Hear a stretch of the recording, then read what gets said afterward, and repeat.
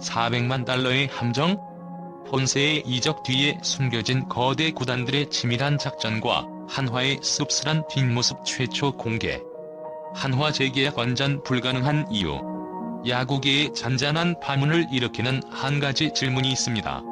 바로 한화 이글스의 에이스 폰세가 과연 2026년에도 독수리 군단의 마운드를 지킬 수 있을까 하는 문제입니다. 이 질문은 단순한 재계약 협상 이상입니다. 이는 팬들의 열렬한 사랑과 감정이라는 무형의 가치가 숫자로만 움직이는 냉혹한 시장의 현실과 정면으로 충돌하는 드라마입니다. 모든 한화 팬들의 간절한 바람은 오직 하나, 폰세를 잡아달라는 외침이지만 우리가 지금 직시해야 할 현실은 그 외침이 결코 닿을 수 없는 거대한 벽에 부딪혔다는 사실입니다. 그 벽은 다름 아닌 KBO의 제도와 글로벌 스포츠 시장의 경제학입니다. 오늘 우리는 감정이 아닌 차가운 숫자의 세계로 들어가 왜 폰세의 이별이 이미 예고된 결말일 수밖에 없는지, 그리고 그 뒤에 숨겨진 거대 메이저리그 구단들의 치밀한 계획을 파헤쳐보려 합니다. 폰세는 단순한 외국인 선수가 아닙니다. 그는 KBO 리그의 역사를 다시 쓰고 있는 지배자입니다. 6승 무패 1.76이라는 압도적인 평균 자책점은 물론 한 경기 18K라는 경이로운 기록과 함께 불과 33경기 만에 200달 삼진을 달성하는 등 그의 퍼포먼스는 이미 좋은 시즌의 영역을 넘어 역대급으로 평가받고 있습니다. 하지만 여기서 중요한 것은 그의 성적이 아니라 그 성적을 만들어낸 구조와 그것을 둘러싼 외부 환경의 충돌입니다. KBO는 외국인 선수 3인의 총연봉 상한선을 400만 달러로 규정하고 있습니다. 이는 폰세뿐만 아니라 다른 2명의 외국인 선수를 위한 예산까지 모두 포함된 금액입니다. 한화가 폰세에게 400만 달러를 모두 쏟아붓는다고 가정해도 이는 시장 가치에 비해 턱없이 부족한 금액입니다. 게다가 이 선택은 나머지 외국인 선수 2명을 모두 포기해야 한다는 것을 의미하며 이는 전력의 심각한 붕괴로 이어질 것입니다. 결국 이 문제는 붙잡을 수 있을까의 여지가 있는 협상 테이블이 아니라 애초에 불가능한 수학 방정식입니다. 한화는 지금 감정이 아닌 상술적 한계라는 거대한 벽과 씨름하고 있으며 이 벽을 넘을 수 있는 현실적인 방법은 존재하지 않습니다. 팬들의 열망이 아무리 크더라도 제도의 벽은 그 마음을 넘어설 수 없습니다. 그렇다면 왜 폰세의 가치는 KBO의 셀러리캡을 나득히 뛰어넘을까요? 단순히 빼어난 성적 때문만은 아닙니다. 시장은 성적보다 더 깊은 곳, 즉 지배의 구조에 주목합니다. 폰세의 압도적인 퍼포먼스는 우연이나 일시적인 호조가 아니라 기술적 진화와 구조적 변화의 결과물입니다. 그는 평균 154kmh에 달하는 강속구를 던지지만 그의 진정한 무기는 바로 익스텐션입니다. 릴리스 지점이 홈플레이트에 가깝게 형성되어 타자의 반응 시간을 평균보다 0.03초 이상 줄이는 효과를 냅니다. 이는 타자에게 공이 훨씬 더 빠르게 느껴지게 만들며 헛스윙과 삼진을 유도하는 핵심적인 요인입니다. 또한 포심, 커터, 커브의 속도와 궤적을 절묘하게 섞는 터널링 기술은 타자에게 혼란을 주며 타이밍을 완벽하게 무너뜨립니다. KBB% 역시 MLB 스카우트들이 가장 민감하게 보는 지표 중 하나인데 폰세는 이 모든 면에서 최고 수준의 완성도를 보이고 있습니다. 이처럼 폰세가 가진 구속, 익스텐션, KBB%는 특정 리그에 국한되지 않고 글로벌 시장 어디에서나 통하는 보편적인 기술입니다. 지난 8월 28일 무려 11개의 메이저리그 구단 스카우트들이 서울 고척돔에 집결한 이유도 바로 여기에 있습니다. 이는 단순한 호기심이 아니라 한 투수가 가진 기술적 가치를 면밀히 평가하고 그들의 시장 가격을 정하러 온 자리였던 것입니다. 이제 폰세의 시장 가치를 구체적인 숫자로 해부해보겠습니다. 2023년 KBO에서 맹활약했던 에릭 패디는 워싱턴과 2년 1,500만 달러에 계약하며 연평균 750만 달러를 받았습니다.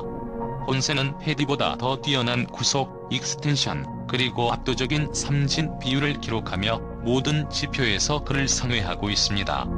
이는 폰세의 시장 가치가 최소 패디의 수준, 즉 연간 750만 달러 이상이며 경우에 따라 1000만 달러까지도 충분히 가능함을 의미합니다. 다시 한화의 현실로 돌아와 봅시다. KBO 외국인 선수 총액 캡은 400만 달러입니다. 이는 본세 1명의 가치를 감당하기에도 턱없이 부족하며 2명의 다른 외국인 선수를 위한 예산까지 고려하면 상황은 더욱 암울해집니다. 이 금액은 본세의 시장 가치의 절반에도 미치지 못하는 수준입니다. 팬들이 아무리 간절히 원해도, 구단이 아무리 붙잡고 싶어 해도 제도가 정한 상술적인 벽은 그 어떤 감정으로도 넘을 수 없습니다. 이는 사랑과 의리의 문제가 아니라 현실과 계산의 영역에 속한 이야기입니다. 본세에게 200만 달러를 제시하며 재계약을 시도하는 것은 그에게 당신은 시장 가치의 4분의 1만 받고 우리와 함께 해달라고 요청하는 것과 다름없습니다. 이는 현실을 외면한 선택이며 본세가 받아들일 가능성은 희박합니다. 더욱 흥미로운 사실은 메이저리그 구단들이 본세를 평가하는 방식이 KBO와는 전혀 다르다는 점입니다. 그들은 단순히 완벽한 날의 퍼포먼스만을 보지 않습니다. 오히려 위기 상황에서 선수가 어떻게 반응하는지를 더 중요하게 여깁니다. 지난 고척돔 등판에서 본세가 잠시 흔들렸을 때 스카우트들이 주목한 것은 실점 자체가 아니라 그 흔들림 속에서도 무너지지 않았던 구조적 안정성이었습니다. MLB 구단들은 본세가 가진 리스크를 숨기려 하지 않습니다. 오히려 그 리스크를 정확히 파악하고 이를 계약 구조로 가격화하는 데 능숙합니다. 보장 연봉은 낮게 책정하고 이닝 소화, 삼진수, 포스트 시즌 진입 등 성과 기반의 인센티브 조항을 촘촘히 설계하여 리스크를 돈으로 분산시킵니다. 이닝을 제대로 소화하지 못하면 그만큼 연봉이 줄어들고 뛰어난 활약을 펼치면 그에 걸맞은 보너스를 지급하는 방식입니다. 이처럼 불확실성을 가시화하고 통제 가능한 리스크로 전환하는 메이저리그의 치밀한 계약 설계 방식은 선수에게 나의 가치는 성과에 따라 달라진다는 명확한 메시지를 전달합니다. 반면 KBO의 셀러리캡은 이러한 유연한 계약 구조를 허용하지 않습니다. 본세는 메이저리그 시장에서 이미 투자 대비 성장 가능성이 높은 선수로 검증된 상태이며 이는 그가 단순히 좋은 투수를 넘어 매력적인 투자 대상이라는 것을 의미합니다.